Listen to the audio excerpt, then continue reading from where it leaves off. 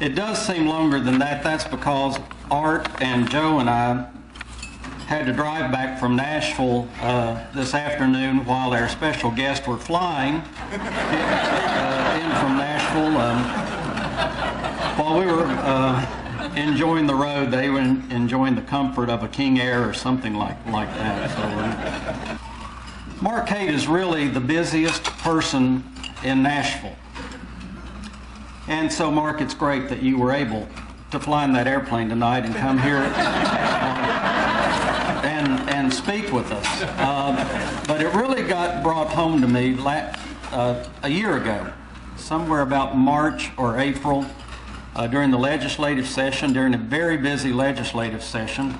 And I'm glad Lindsay Bales is here tonight because she witnessed this, because people don't believe this is true, but this is absolutely the truth. I was in Governor Haslam's waiting room, the anteroom to Governor Haslam's office, waiting to see the governor. And in walks Dale Kelly. Now, Dale Kelly, the year before, had been Governor Haslam's chief of his legislative team. Dale Kelly is the mayor of Huntington, Tennessee. Dale Kelly is the governor's representative out in West Tennessee. And Dale Kelly walks in. He tells Lindsay, he says, I know Mark is not expecting me, but I'd really like to get in to see Mark Cate. Can you let Mark know I'm here so I can get in and visit with Mark for just a few minutes? And Lindsay, without missing a beat, she said, no, I'm sorry, Mr. Kelly. Mark is very busy today. His calendar is all booked up. But if you don't mind, I can get you in to see Governor Haslam.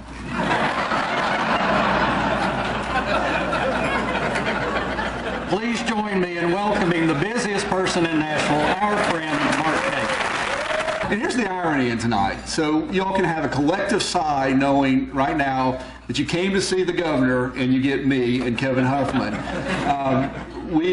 First of all, the governor does send his apologies. We did have some, unfortunately, had some scheduling problems, and he wanted to be here tonight, but he couldn't be here. But he does send his apologies and would like to be here.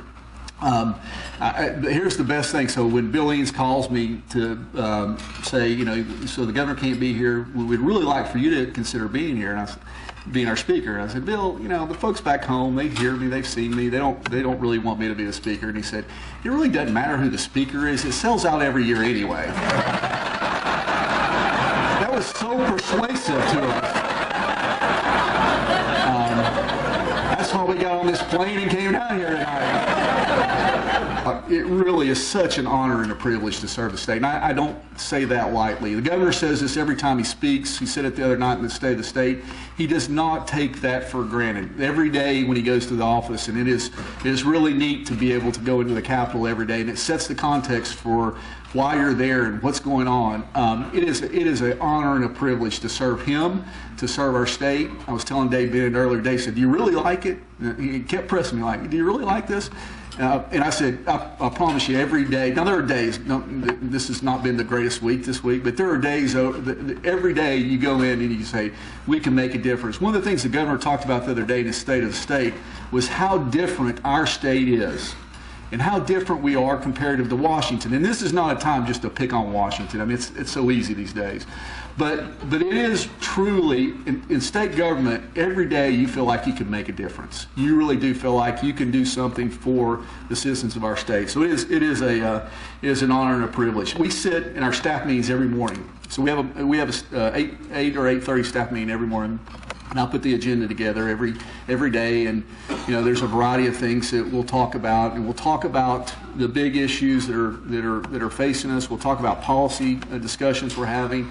The governor always, we'll go around the room and we'll look at every angle of an issue, and we'll talk about the policy issues as it relates to policy. We'll talk about the political side of an issue, but he always comes back and says at the end of every time we go around, and he's really great at going around the table and making sure everybody gets their opinion, gets to state their opinion. But at the end of that, he'll say, what's the right thing to do? And last year in the State of the State, I thought this was a great phrase that he used. Not this year, but the year before.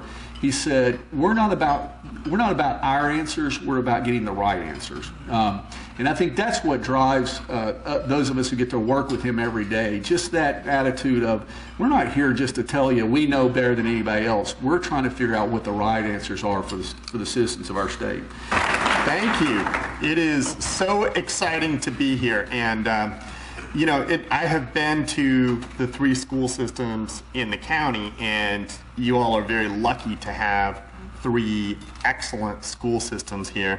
And you go into the schools and you meet the directors and you meet the principals and you meet the teachers and you feel the energy, and you've got a pretty good sense immediately these are good schools.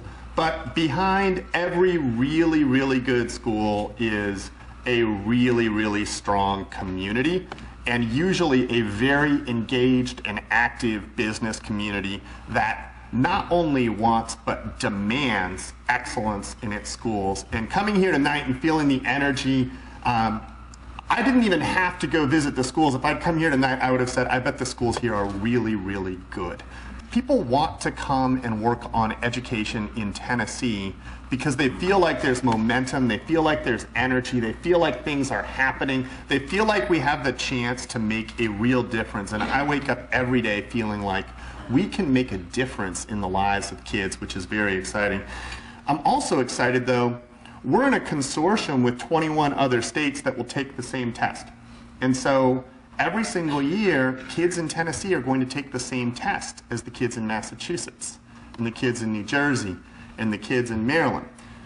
Now, why does that matter for you all? Well, you know, I think the schools represented in this room are used to being the best. You all are used to having the very best schools in Tennessee, and that is great, and I think that's important. But in a global economy, in a world where we are trying to compete with other states and with the rest of the world, we want the schools here to be the best in the country, not just the best in Tennessee. And I'm very excited about the opportunity that we're going to get to move schools like the schools here to the next level, to say we're not content with just being the best in the state. We want to make sure that these schools are among the best in the country. And I think if we can make sure that excellence happens in places like Blount County, and that also we are doing meaningful work to raise the performance level of the students in schools that are struggling the most, we have a genuine chance to put Tennessee's education system on a completely different trajectory. And I think given all the other assets that this state has, that will make a meaningful difference in what the economy of this state looks like long term.